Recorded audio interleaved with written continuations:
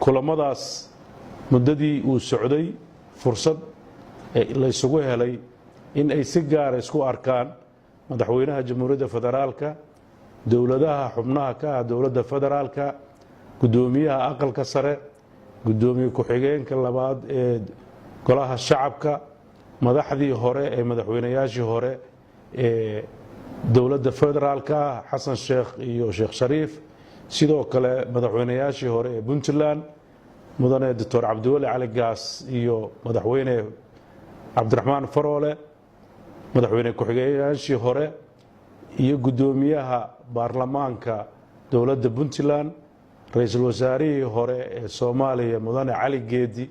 intaas oo dhan runtii waxay muujisay shirkaas oo maalintii shalay qabsoomay. waxaa aad looga wada hadlay marxaladda adag ee dalku marayo, sida loogu baahan yahay in la ilaaliyo midnimada dalka, looga wada shaqeeyo sidii dowladda Soomaaliyeed dib u dhiskeedii loo gaari lahaa meel wacan.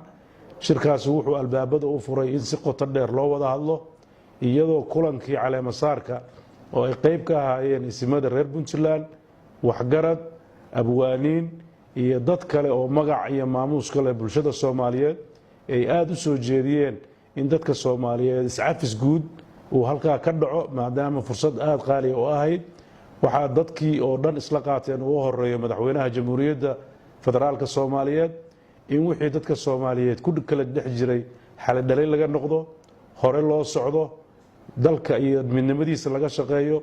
runtiina waxay ahayd kulankaas kulan taariikhi ah oo Garowe ka qabsoomay oo Ilaahay uu noo suuro geliyay. kulamadaas guud ee madaxda maamulada dowladaha xubnaha ka ah dowladda federaalka ay isku arkeen wuxuu gogol xaar u noqday in kulamadii u dhaxayn jiray oo muddo hakad ku jiray kala qaybsanaan xagga ra'yiga ah darteed uu muftaax u noqday inay madaxda dowladaha xubnaha ka ah dowladda federaalka iyo madaxweynuhu ay kulan maanta wada yeesheen.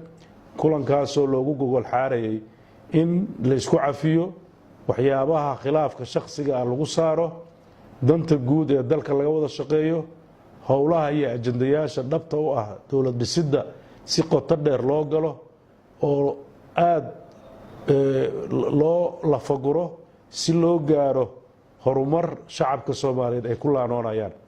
runtii arrintaas waxay horseeday in madaxweynaha jamhuuriyadda federaalka Soomaaliya uu soo jeediyo in shir la isugu yimaado bartamaha bisha saddexaad, uuna ka codsaday dowladda Puntland in ay gogoshaas martigeliso.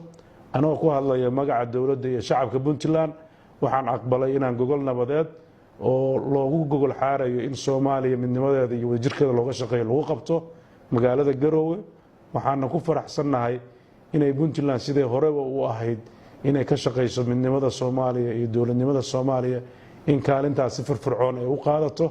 waxaanan ugu baaqaynaa dhammaan ummadda Soomaaliyeed meel kasta ay joogto inay dowladda Puntland u furan tahay, ka shaqeynayso midnimadooda iyo horumarkooda, diyaar u tahay in wax kasta oo midmadooda oo soo kala dhexgala ay kaalin muhiima ka qaadato.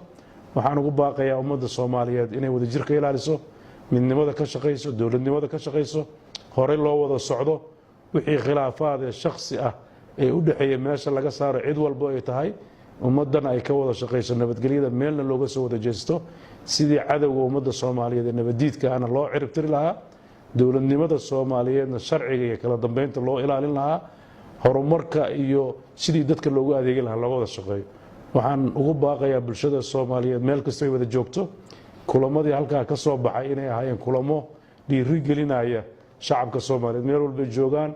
shacabka reer Puntland sharaf iyo karaamo u soo hoynaya, tusinayana inay diyaar u yihiin inay walaalahooda Soomaaliyeed ay la qaybsadaan wax walba.